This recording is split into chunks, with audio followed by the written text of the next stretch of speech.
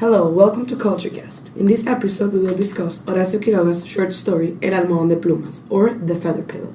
Okay, so let's begin with discussing the background of the author leading up to the publication of The Feather Pillow. He was born on December 31st, 1878 in Salto, Uruguay. As an author, he is often referred to as the Edgar Allan Poe of Latin America. For those of you who don't know, Edgar Allan Poe is a Gothic American poet, so this shows that the author also had Gothic influences within his stories. His first book, called Coral Reefs, was published in 1901. It was a collection of realistic poems that emphasized strange or monstrous characters. Yeah, he was influenced by Poe, but he also had a tragic childhood, which is why I believe most of his writings are also very tragic and dark. His father accidentally shot and killed himself while on a hunting trip when he was younger, and then a few years later, his stepfather committed suicide. So very tragic childhood. Death is so apparent in his writings, and especially in Feather Pillow, because of the death that surrounded him his whole life. When he was in college, he accidentally shot and killed his friend. This happened in 1905, and The Feather Pillow was published 2 years later in 1907. I believe the death of his friend especially has a lot to do with the dark nature of the story. The Feather Pillow is considered to be a Gothic fiction. It is a short story with elements of fear, horror, death, and gloom, as well as romantic elements such as nature, individuality, and very high emotion. The tone of the story is cold, eerie, ominous, and detached. He uses words like insidiously, funerally, and diminishing life. Several dark events take place in the story. Alicia and Jordan are a newly married couple that just went on their honeymoon, so one would think that the story is a happily ever after narrative. However, this is not the case at all. Alicia has a great love for him, and he loved her profoundly, but never showed it. This indicates lack of love in the marriage and alludes to a hidden problem not openly discussed in the story. I believe that the character Jordan is a representation of Horacio and his inability to express love because of the really cruel childhood and eventful he lived during his life. Alicia loves Jordan as well, but she gets hot and cold shivers thinking about it. She's an innocent character that waits for her husband to return from work each evening. Usually, Gothics include young, naive protagonists, and Alicia is a representative of this character and in The Feather Pillow. To continue, they had been married for 3 months and are now living together in what the author calls an enchanted palace. Every day she waits in the house alone for him to return in the evening. This demonstrates the physical isolation of Alicia. Soon after they get married, she catches influenza, and then her health never returns back to normal. Jordan's doctor examines her, but her illnesses were always inexplicable. We will get to this later, but I believe that this marriage and lack of warm expressed love is what is making her ill. Yeah, and then as the days followed, her symptoms didn't subside, and she was too weak to even get out of her bed. Her condition rapidly deteriorated. She began to have hallucinations of monsters, which we'll find out foreshadow her actual death. Soon after that, she becomes unconscious and dies.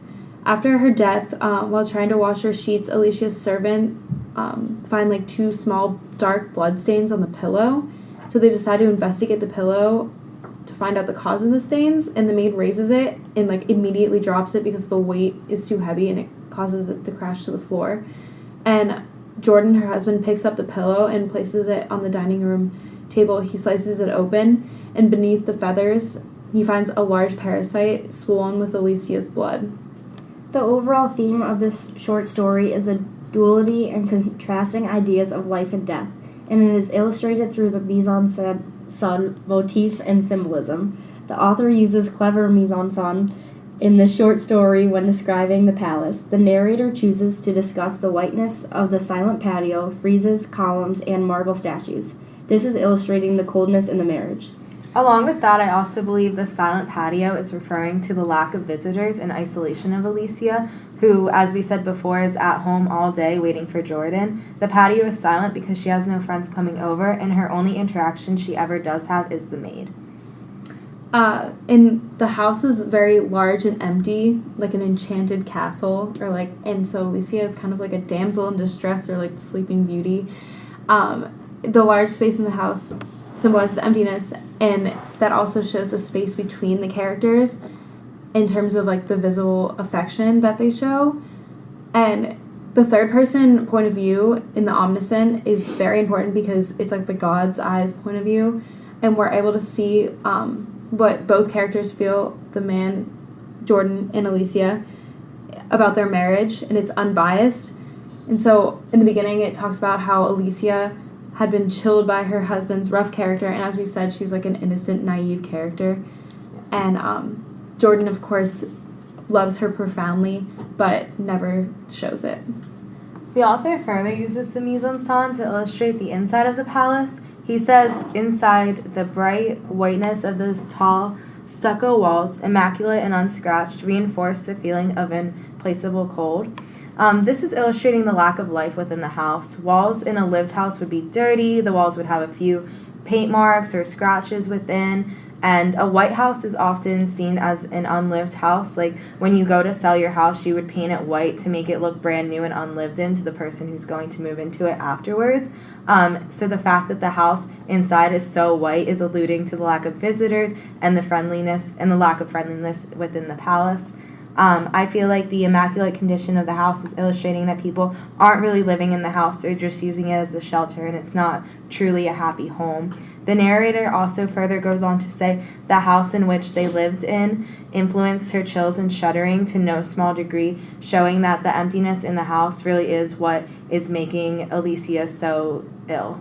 Yeah, I think there's like so much distance between them, and that they don't have a very like warm like marriage, and that just aided to like the fact that she was like growing ill, and it was like sucking the life out of her. Yeah, and that's why their house was always so white and clean, because she had nothing else to do but clean the house, and like they didn't need to make it warm and welcoming because they themselves weren't in a warm, happy marriage. They were in a very cold marriage. Along with the whiteness describing the mise-en-scène, it is also a motif throughout the short story. The narrator says Alicia awakens each morning pale as death.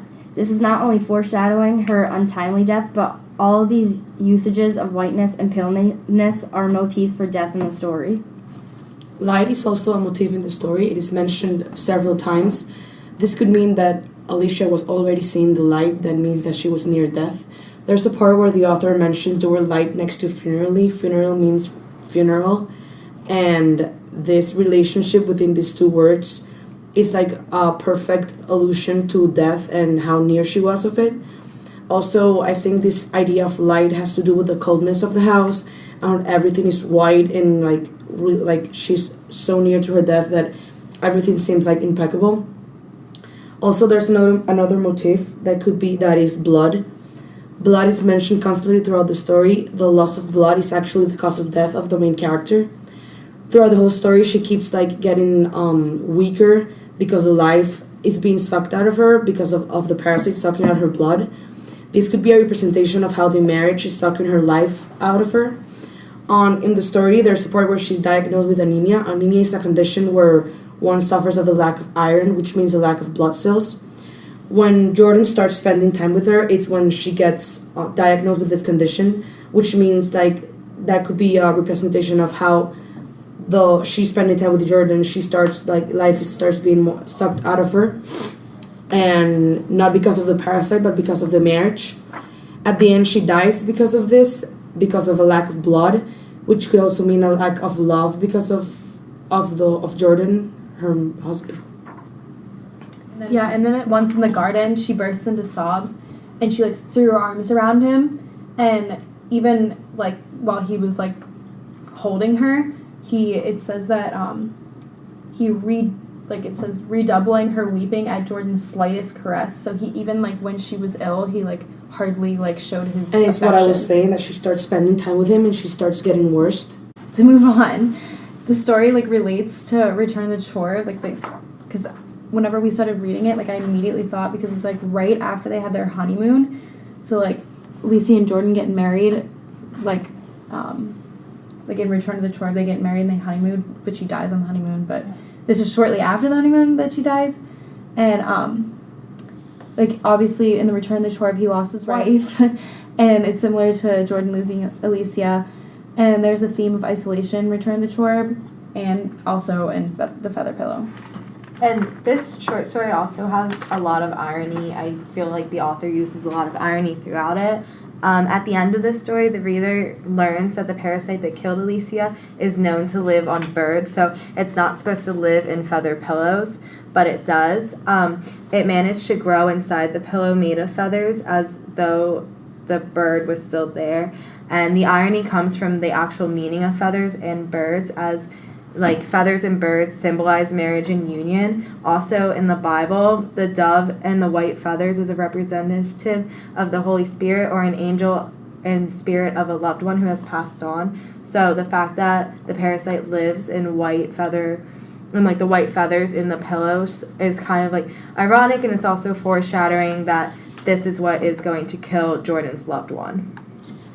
This story was actually first written in Spanish and later translated into English. The translation is actually pretty good, but there's like a relationship with the paragraph and with some lines and the title, where in the one in Spanish it actually says that she didn't want anyone to touch her bed or her pillow, which could mean that she wanted to die, that she wanted to, like, she already knew that the parasite was in the feather pillow and she wanted it to keep sucking the life out of her.